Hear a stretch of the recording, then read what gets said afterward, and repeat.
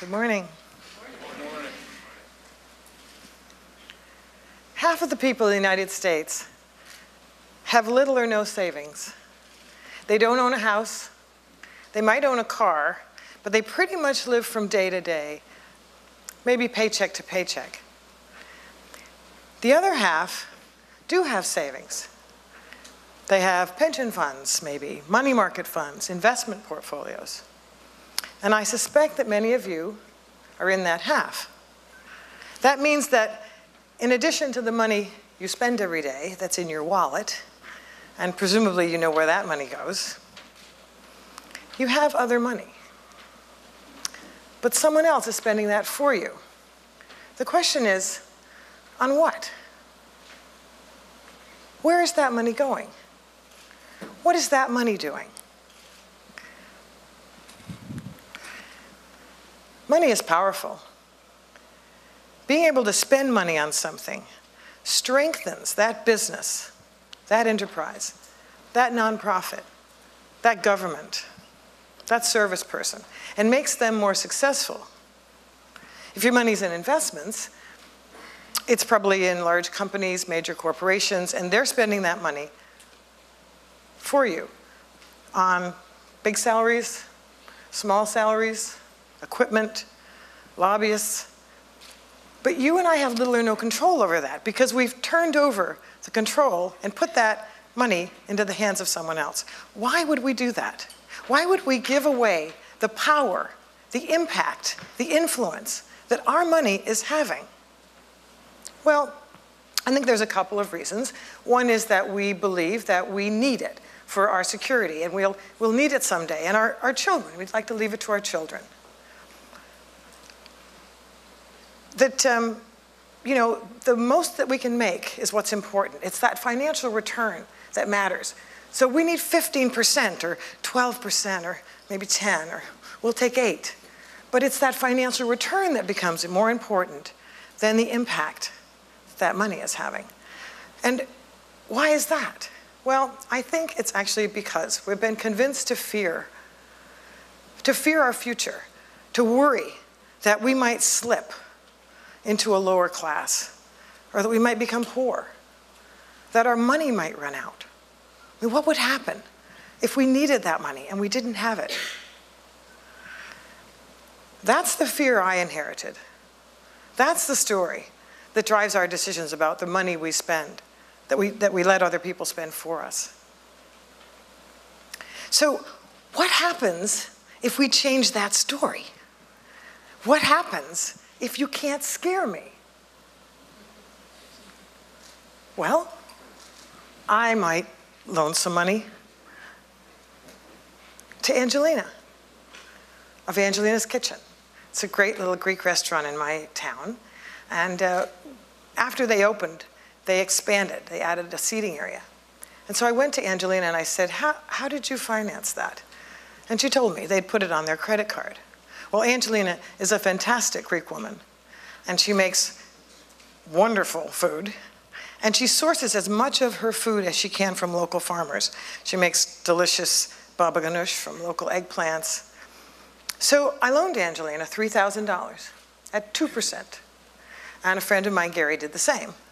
So that's $6,000. She was paying 18% interest, and who knows when she would have paid that off. So let me see. It's a little clicker. Angelina has a better chance of staying in business. More farmers are getting her business, and she's buying all that food. Their businesses are succeeding. I get to eat her delicious food. And after 2 years, she paid me off completely. And I was able to loan that money to someone else. Everybody wins. That doesn't seem scary to me. It seems smart, and it seems right. What if I decide to keep more money in my local community? We have a co-op grocery store called Chatham Marketplace. It's about 5 years old, and it's amazing that we have this co-op in our little town of 4,000 people. But it turned out they were carrying a $400,000 loan from a bank in Virginia at an interest rate of almost 9%. So I put together 16 people. We formed a limited liability corporation, an LLC, We put in $25,000 each, and we took out that loan. We refinanced, we bought that loan. We called ourselves Bringing It Home Chatham, because that's exactly what we did. We brought that loan home. We brought the interest rate down several points. We cut their monthly loan payment down by a third.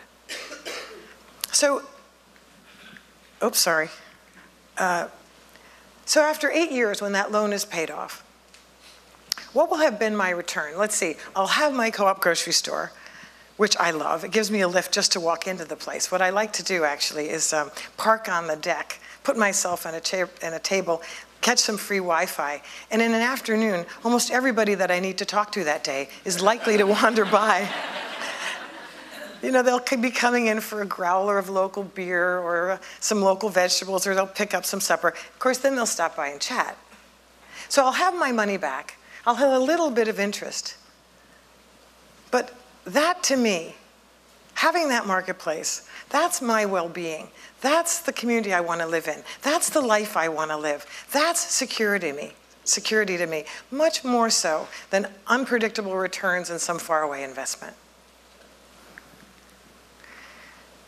It doesn't actually serve me very well if a massive soda pop company has huge profits and more kids become obese around the world.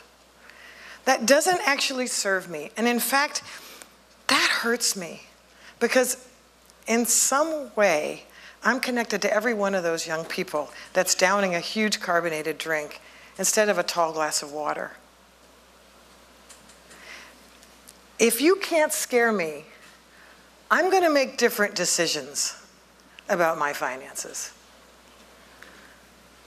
We have a wonderful world music festival. It's called the Shikori Hills Grassroots Festival. We hold it in April and October in my community. Young families come from miles around to play and dance and listen to music and camp, and older people come as well. It's really a fantastic community event, and it's run by 2 nonprofits. The woman that owned the 75-acre farm that that houses the festival site needed to liquidate that asset and sell that property. Well, that doesn't scare me because it turns out that 27 people in our community care so much about this music festival and about the Community Arts Center that we formed another LLC, and we invested $630,000 to finance that land purchase. So what's our return? Well, we'll get our money back, but more importantly, this festival will continue.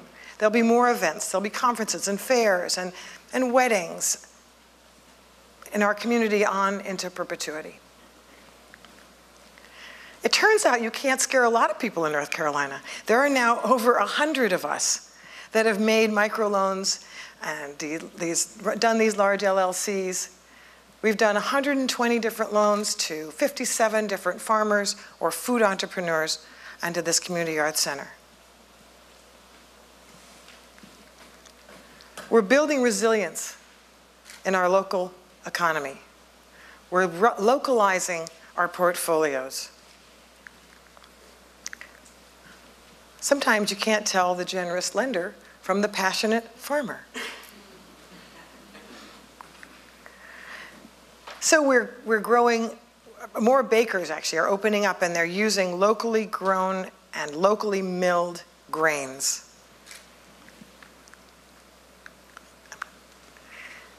We're growing organic cotton, turning it into yarn, which then turns into cloth and into t-shirts, and all done in North Carolina. They call it the dirt to shirt.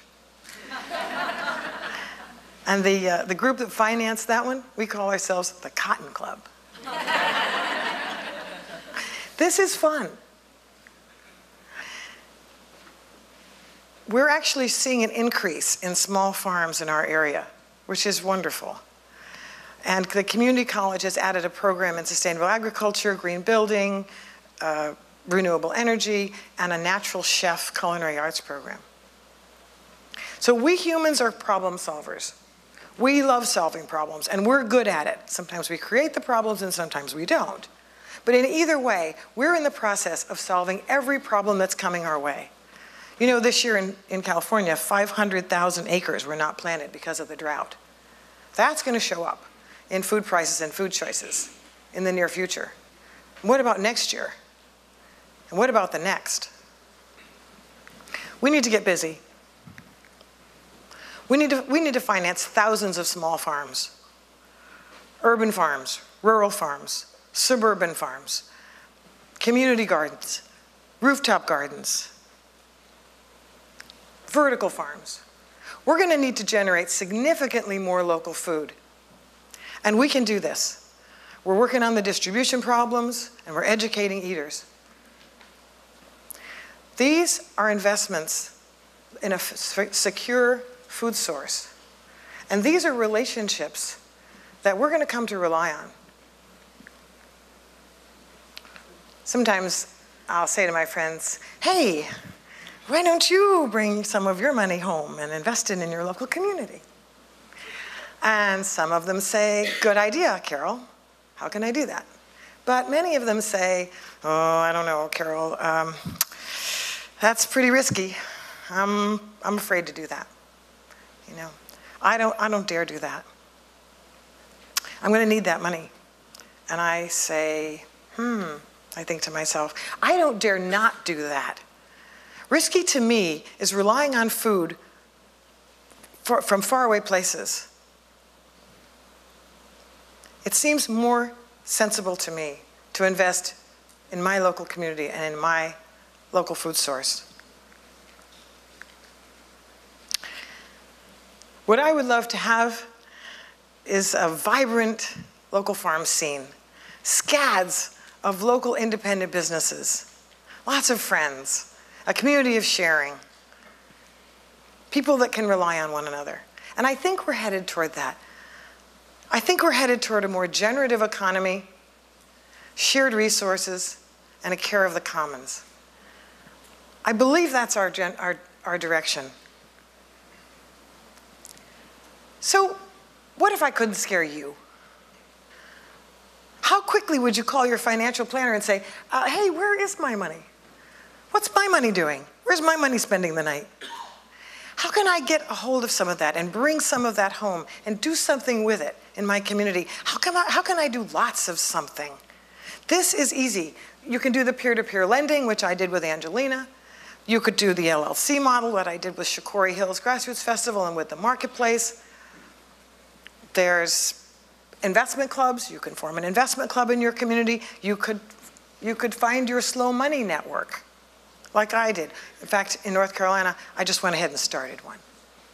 You could do that too. We're inventing new forms of local financing all the time. Join us. We can do this. Tomorrow when you wake up, when you get up with your money. Bring some of it home and put it in your community. Put it somewhere that's meaningful for you, that makes a difference and that you care about and that matches your values.